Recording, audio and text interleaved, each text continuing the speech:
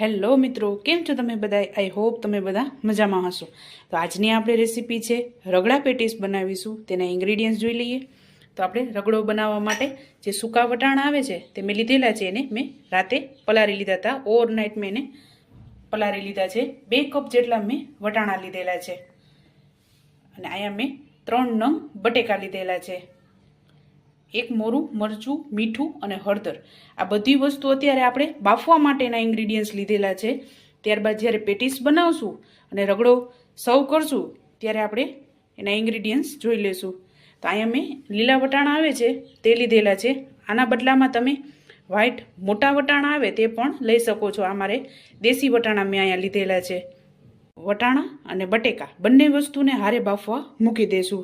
Patties માટેના બટેકા અને રગડો બનાવવા માટે વટાણા. તો સૌપ્રથમ બધું બાફવા મૂકી દઈશું.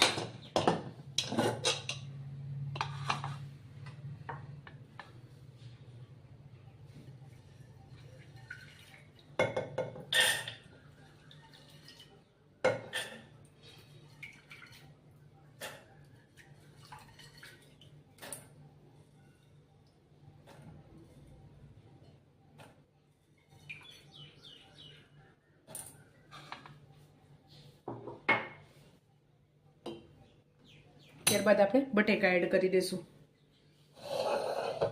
આપણે આખા જ બટેકા રાખશું, ખાલી વચ્ચે એક ચેકો પાડશું જેથી અંદરથી પણ સરસ બફાઈ જાય તેના માટે.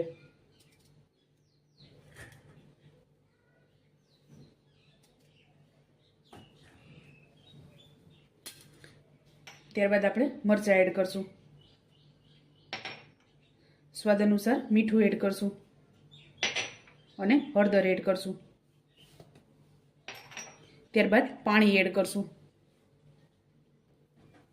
તો આપણે ઢાંકણ ઢાંકી અને 4 વિસલ લઈ લેશું. આપણે આ રીતે વટાણાને એકદમ સરસ બાફી લીધા છે અને અહીંયા આપણે બટેકા પણ બફાઈને રેડી થઈ ગયા છે. તો ચાલો આપણે રગડો બનાવી લેશું. તેના ઇન્ગ્રીડિયન્ટ્સ જોઈ લઈએ. તો આપણે સર્વિંગ માટે મસાલાવાળા બી લીધેલા છે, સેવ અને ડુંગળી. બાફેલા બટેકાની આપણે પેટીસ બનાવવાની છે.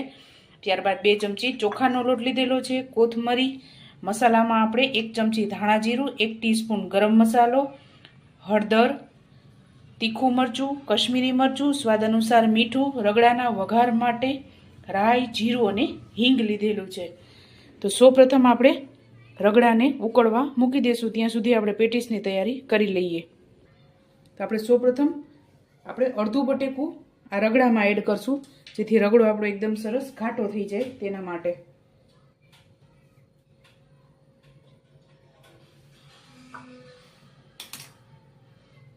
આ રીતે હાથની મદદથી ભાંગી લેશું.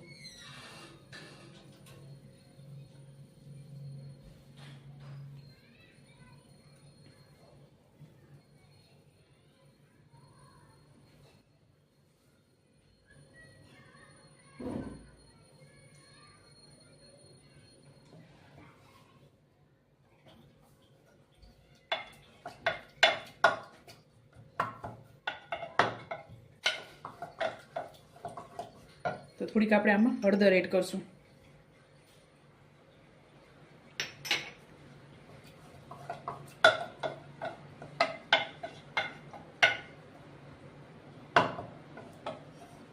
તો હવે આપણે આને ઉકળવા મૂકી દઈશું.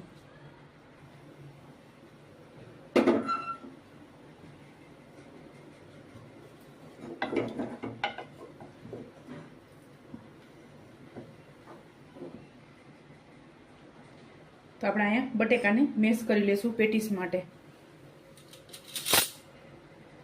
અહીંયા મેં બટેકાને બાફી અને 2 કલાક માટે મેં ફ્રીજમાં મૂકી દીધા હતા જેથી ઠંડા થઈ જાય તો આપણે પેટીસ રહી તે આપણી એકદમ ઢીલી ન થાય અને બટેકાને આપણે ઓવરકુક પણ નથી કરવાના.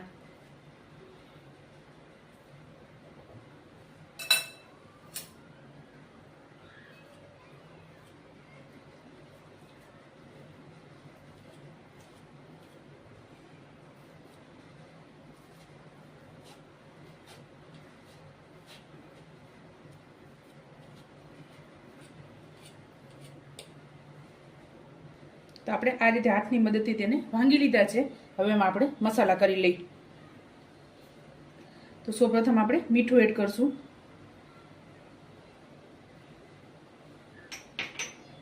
ત્યારબાદ થોડુંક તીખું મરચું એડ કરશું, બહુ વધારે નહીં. પેટીસમાં આપણે બહુ વધારે મસાલા એડ નથી કરવાના. ત્યારબાદ કોથમરી એડ કરી દઈશું.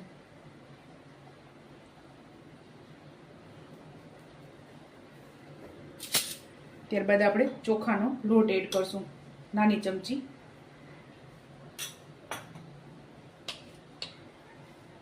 તો આપણે આને મિક્સ કરી લેશું.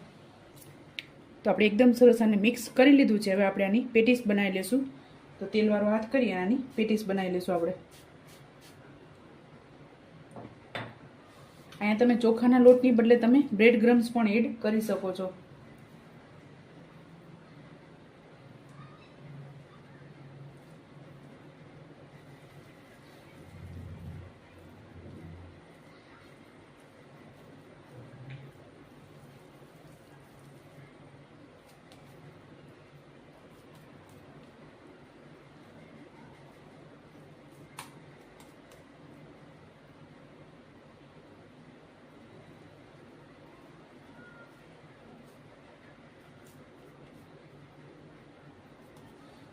તો આપણે આ રીતે મીડિયમ સાઇઝની પેટીસ બધી તૈયાર કરી લેશું.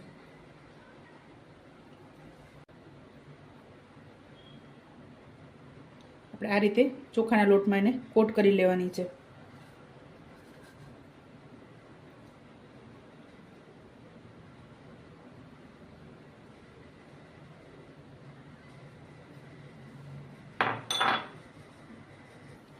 તો આપણી પેટીસ બધી રેડી થઈ ગઈ છે. તો એને આપણે તળી લેશું. તેના માટે આપણે તેલ ગરમ મૂકી દઈશું.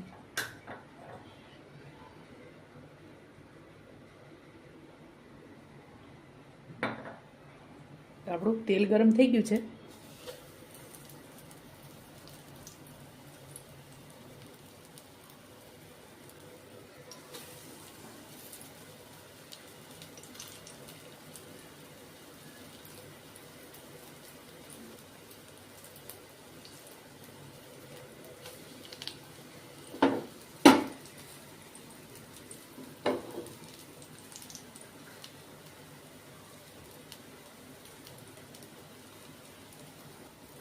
તો આપણે ટર્ન કરી લેશું આને.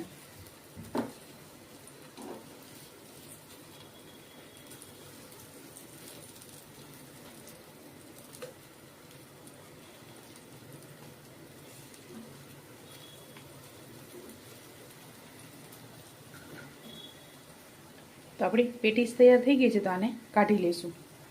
તો આપણો રગડો ઉકળી ગયો છે. તેનો વઘાર કરી લેશું. તો આપણું તેલ ગરમ થઈ ગયું છે. સૌપ્રથમ રાઈ, જીરું અને હિંગ એડ કરશું.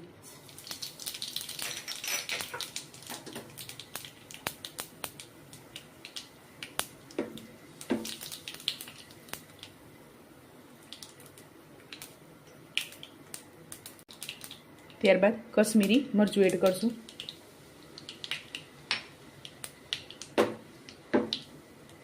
ત્યારબાદ આપણે રગડો એડ કરી દઈશું. ત્યારબાદ આપણે તીખું મરચું એડ કરશું થોડું.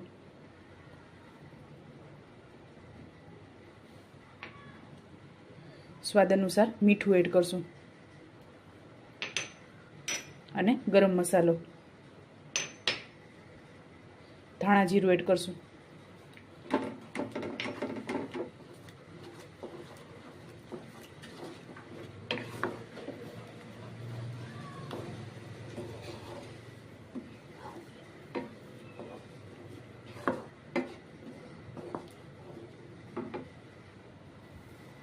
તો આપણે આને 2 મિનિટ ઉકળવા દઈશું.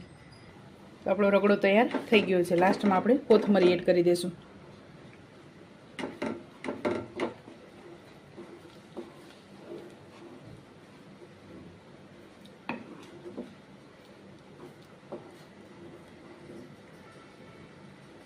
તો હવે આપણે સર્વ કરી લેશું. તો આપણે અહીંયા પેટીસ અને રગડો બંને વસ્તુ તૈયાર થઈ ગઈ છે. તો આપણે સર્વ કરી લેશું.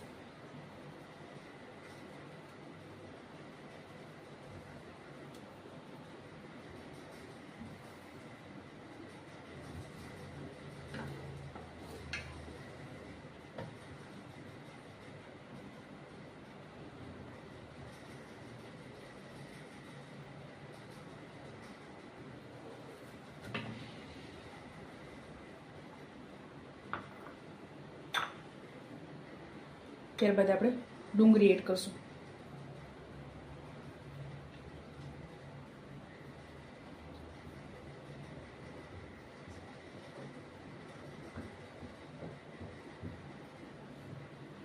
અને મસાલાવાળા બી એડ કરશું.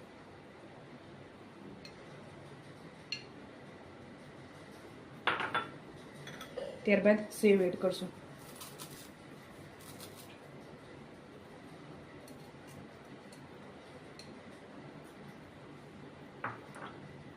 લાસ્ટમાં કોથમરી એડ કરશું. રગડા પેટીસ તમે પણ આ જ રીતે બનાવજો અને મને યાદ કરજો. મારા વિડીયોને લાઇક, શેર અને સબસ્ક્રાઈબ કરવાનું ભૂલતા નહીં. તો ચાલો મળીએ નેક્સ્ટ વિડીયો.